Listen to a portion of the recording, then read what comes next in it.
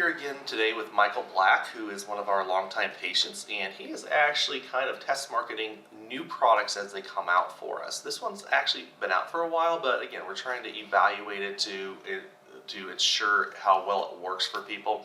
We've actually fit successfully on quite a few, but Michael actually has a really kind of discerning knowledge about technology and everything, so we wanted his particular focus on it, and he's also got a real ear for this. He is a musician, and therefore when it comes to sound quality and everything, he's very good about assessing stuff for us.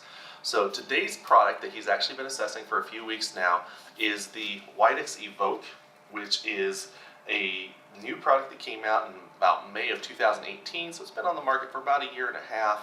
As I mentioned earlier, we've actually fit quite a few of them with pretty good success, but we want him to specifically look at each of the different features that it has available to it and go from there.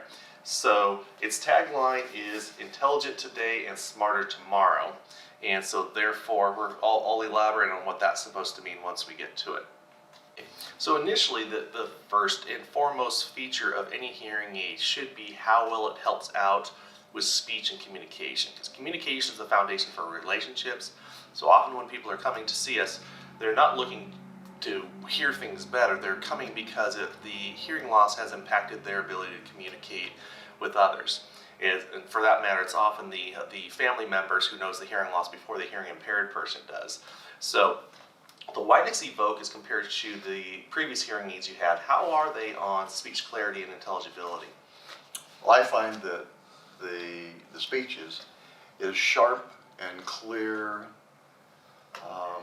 The first thing that I noticed when I started wearing these was that it seemed that the ambient sounds, for instance, the traffic that's going by now, or maybe the refrigerator, compressor motor, things like that, the furnace, those seem to be just sort of not lacking, but softened, and that the speech clarity was really nice and sharp. Okay. My wife tends to kind of not mumble, but not project, and I'm particularly sensitive to it because of my training and experience of projecting, so that she'll talk in a real soft manner, and these devices have helped me pick up more of her sound, and well, that's my daily auditory hearing. All hearing aids nowadays also have features specifically for dealing with background noise, so it's pretty consistent that all manufacturers have that. All the technology out today is actually pretty good, but some of them specialize a bit more than others. So with the Widex product, it does have some features for dealing with background noise. There's both an automatic aspect to it, and you can manually adjust it as well. So when it comes to being in background noise, again, my goal honestly is have things so automatic so the patient doesn't really have to do too much, but has the ability to do it if they need to. When it comes to how well the hearings worked in background noise without you doing anything, how well did they do? Well, I did make it a point to test each one of the settings. There's what is called a universal setting or automatic setting, and then there's one for speech in noise that they call party, and then comfort, and then streaming music and TV play.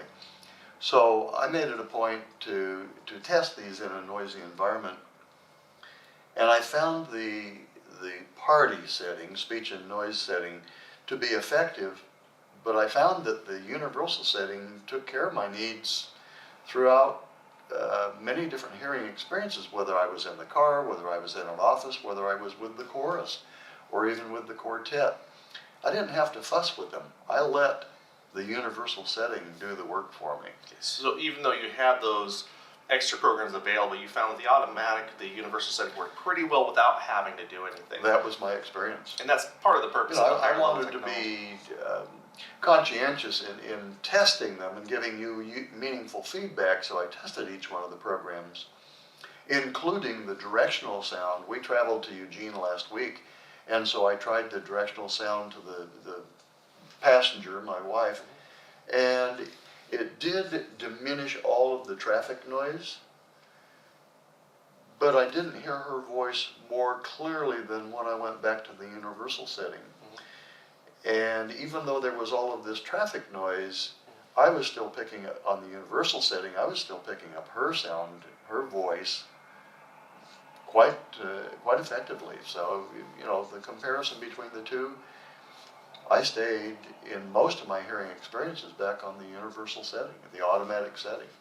So part of that is because with the universal setting, it's actually a multiplicity of settings. In a way, it's kind of an umbrella for party, speech and quiet, sound quality of music. And what it's supposed to do is as your environment changes, it switches to the appropriate setting. Your manual programs is just you manually activating the party setting. So it's kind of like there's trigger points in the hearing aids for where it'll switch over to do the noise reduction. And the idea is to give, what I like to give patients access to those programs is so that if you're in a noisy situation and the background noise comes up to here, which is enough to bother you but not enough to trigger the hearing aid, that's when you can manually go to the party setting. But you felt the universal was pretty accurate for doing it without your manual intervention. Well, it worked really well, and one of the things that I discovered that was new and different was if I sneezed, if the microwave went off, if there was some sudden sound, I would experience the device is just softening that a little bit, and I thought, well, is it muting? The human speech was still there. It was decreasing that sharp, harsh sound without losing the human speech part. And so I started paying real close attention to that, and that would happen quite often with any sort of sudden sharp sound. So I was pleased with its ability to make those adjustments, and yet I didn't lose the opportunity of having what I needed most was the human speech. Okay, so now the hearing aids also have some accessories with them, so we're going to talk about those next. So one is they have Bluetooth compatibility, and I'll specify that if you have an iPhone, the hearings can actually work directly with the iPhone for you to adjust the settings if you want to, for volume, actually some sound quality adjustment features, as well as selecting programs and a couple other nifty things. If you don't have an iPhone, you can still get all that, you just have to wear a special accessory, and that was kind of your case. We had to get for you what's called a Comdex. And so go ahead and show them what that looks like. Well, and tell us about your experience. The Comdex then is a device that I can wear as a lanyard, wear around my head to either stream audio or make phone calls. And I found it to be quite effective. I don't make that many phone calls with my device other than with my smartphone, other than maybe to hold it like this. But for the sake of testing it and hands-free in the car and testing it at home, I made a couple of phone calls, received a couple of phone calls, and I found that what I was hearing was nice and clear. And talking in the position that it is right now, and talking to my recipient, the person on the other line said, well, how do you hear it? And they said it's nice and loud.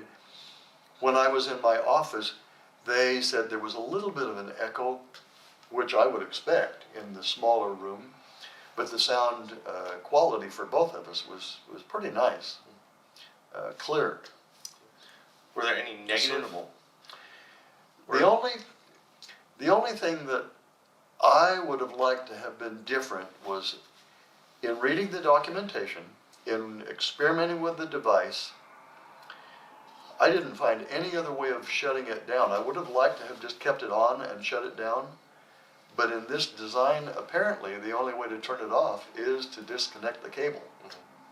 You can pair it, you can answer a call, you can stop the call remotely, but I would have liked to have continued to wear it without having to disconnect it. For did you do any like music streaming or anything like that from your cell phone? I tested that, and it was real pleasant. I don't have an iPod or any other device like that, but I went ahead and tested the streaming. It was pleasant. The one thing that I've enjoyed about all of these devices with another accessory is the absolutely gorgeous stereo separation, and so that's what I experienced with the streaming music was the clarity and the separation was it's just a real sharp, full beautiful sound quality. Okay. Now, continuing with accessories, the Widex Evoke has a new device specifically for TV called the TV Play. And with that, you hook it up to your TV, and it transmits directly to the hearing aids. I don't believe you have to have the comm decks on in order to use it. That's correct. So, This, once it's attached to the television with both the audio input and power from a USB port, then it broadcasts directly to the devices. And even though I did test the app on my smartphone to be able to control it, I found that just controlling it from my hearing aids with both the volume and then going to the TV Play setting was real convenient. The only time that I wanted some feature that I couldn't get directly from the devices and had to rely on the app was a mute. If my wife wanted to carry on a conversation, I could hear her, but I was hearing both her and the television, and so at that point I wanted to go ahead and mute it. And because of the way I had it connected from not the television but from the receiver, then the sound was continually streaming, and I was looking for a remote, for a mute, and I did find that mute then in the app. okay, we'll go ahead and talk about the app in a moment. In regards to the TV Play, how was the range on it? So, It was surprisingly good. That's the very first thing that I tested to compare with another one that I had been using for some years. With that one, if I got out of range, then it was in and out, broken.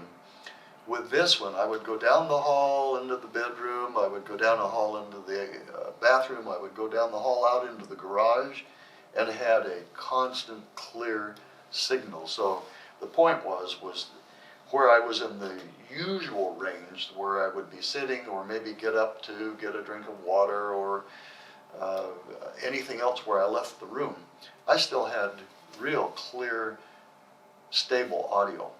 So this was very clear, but I think you told me before with the older system for the previous set of hearing aids you were using that you could even turn your head and sometimes get interruptions or breaks and stuff. It was odd.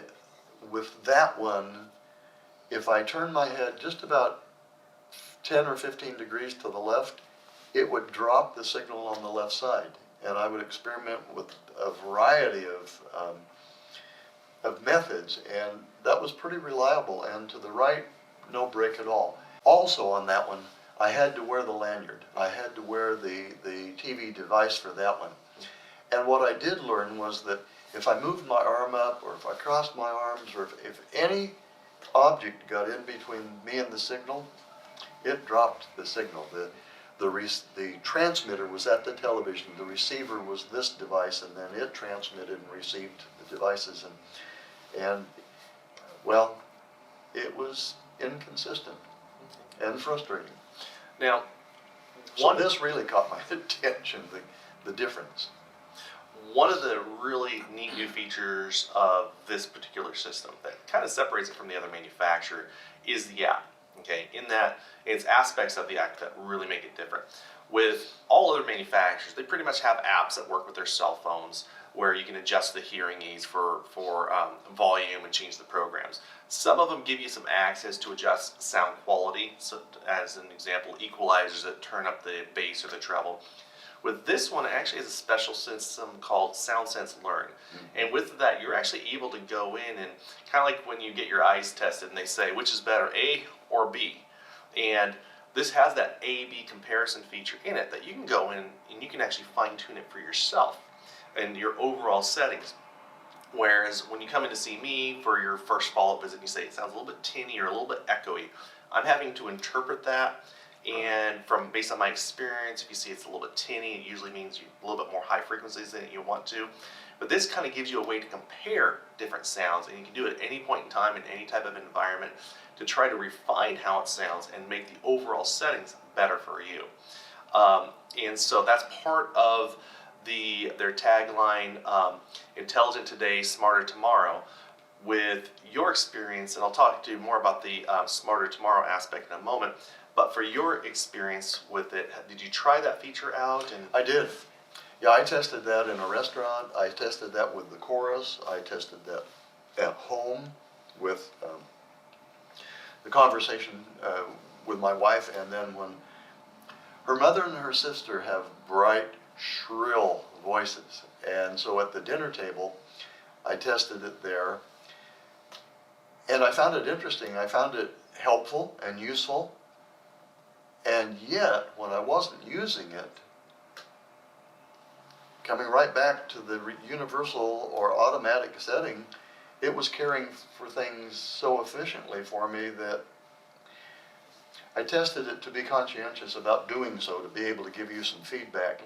But the universal setting was really handling everything I needed it to do. So maybe if I wore these for a longer period of time and came into a situation that was a little different.